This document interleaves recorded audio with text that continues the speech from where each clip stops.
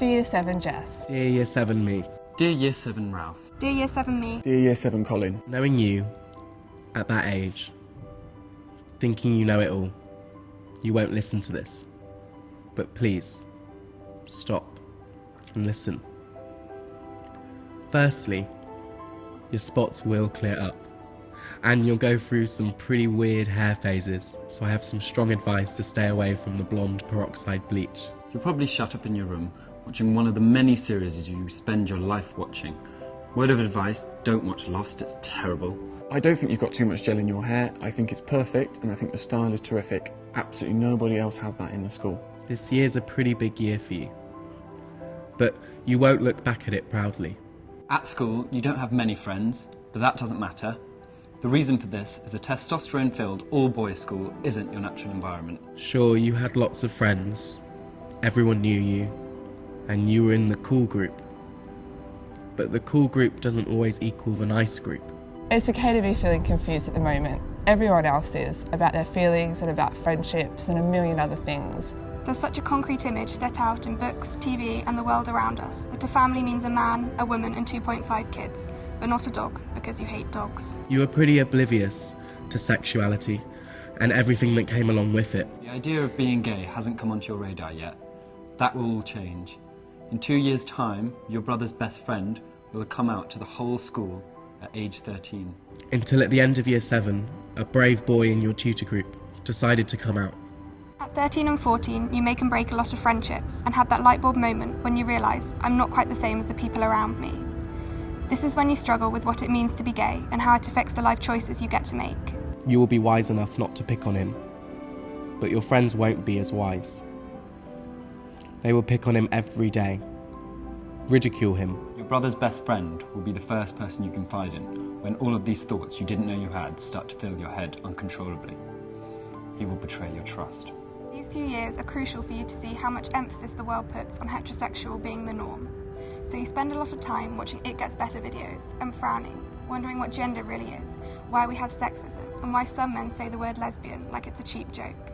I also know how nervous you were about coming into school with that haircut today, and I want you to know it's not okay for people to laugh at you until you're crying in your English lesson. And just because a bunch of girls in your class have decided that they don't like the quiet girl doesn't mean that you have to change yourself to fit in with them. And it's definitely not okay for your friends to carry on laughing at you after they see that you're in tears. These friends you tried so hard to make will turn their back on you so quickly because these friendships aren't genuine. You don't even know these girls anymore, yet alone are still in their so-called group. And you're going to want to change your haircut back and go back to being friends with those people who laughed at you until you cried. Please don't. A quiet girl can be timid for so many reasons, but instead of showing her kindness, you become a bystander in her bullying, and sometimes even partaking, just so you can fit in with all the other girls. And you'll instigate and join in with the bullying of anybody with the courage to be themselves outside of this group. Sure, you'll think they're saying small things, but they will make big changes. Because when you're looking at them and you're pointing at them, no one's pointing at you. No one's looking at your shoes or your hair or your spots. But I'm looking at you, and it will break your heart when you're older to think that you could have been responsible for somebody feeling anything other than totally proud of the person that they are. You will know it's not right, but you won't know how to stop it. And you'll look back on this and regret it. When you're older and you look back on this behaviour, you'll be really disappointed by the way you're acting. At 15, you have a girlfriend, and you love her so much in that intense way that teenagers do, that you go public at an all-girls school. A school with small print which reads, "Teachers cannot promote the homosexual lifestyle."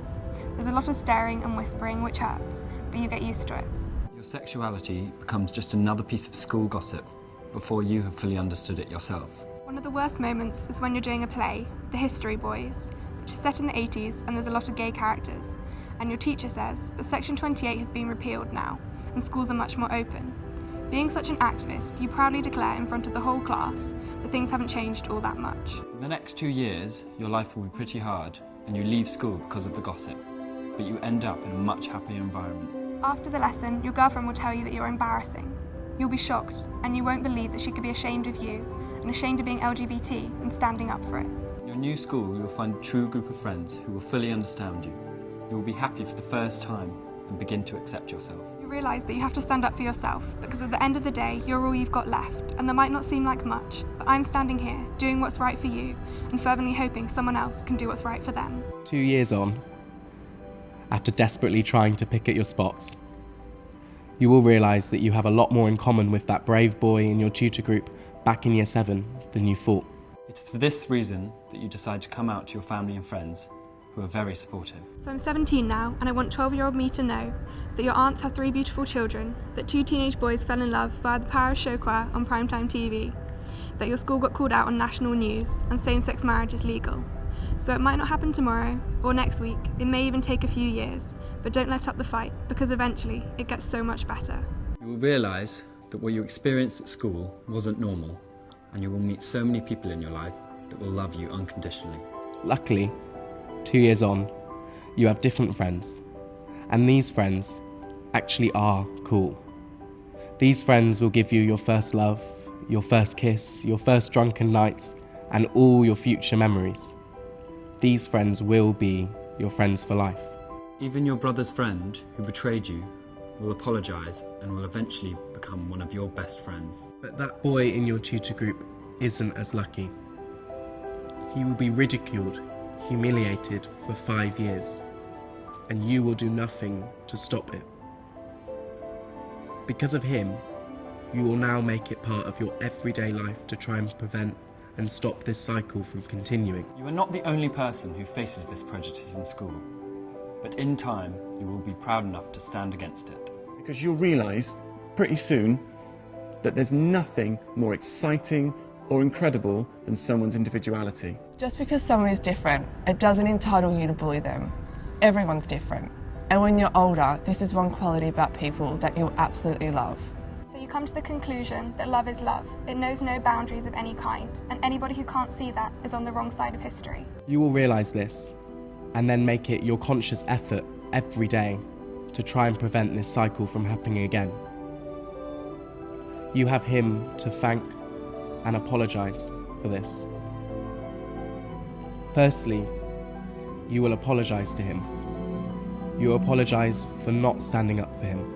You apologise for not making his 5 years at secondary school as easy as yours were. You apologise for not being a better person. But more importantly, you will thank him. You will thank him for making you realise that not everyone had it as easy as you.